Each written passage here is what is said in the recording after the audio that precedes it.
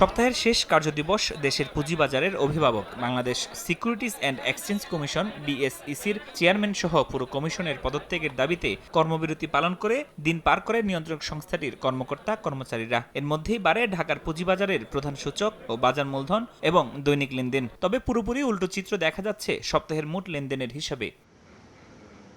4 মাস পর ফেব্রুয়ারির শেষ সপ্তাহে কিছুটা চাঙ্গা হলেও মার্চের প্রথম সপ্তাহ মন্দায় পার করেছে দেশের প্রধান পুঁজিবাজার ডিএসই। গেল সপ্তাহের প্রথম কার্যদিবস রোববার প্রায় 422 কোটি টাকার লেনদেন হলেও পরের 4 কার্যদিবস তা থাকে 300 কোটির ঘরে। বুধবার লেনদেন হয় 318 কোটি টাকা, যা গেল 29 জানুয়ারির পর সর্বনিম্ন।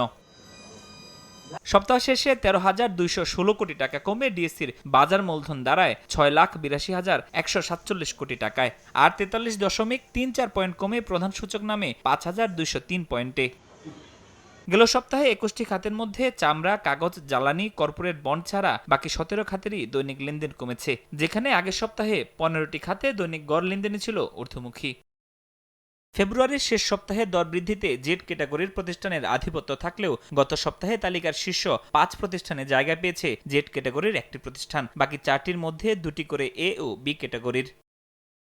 এদিকে দর হারানোতে শীর্ষ 5 প্রতিষ্ঠান হলো S Alam cold rolled steel, Bashundhara paper, Toshrifa industries, Hamid fabrics limited ও মিডল্যান্ড ব্যাংক।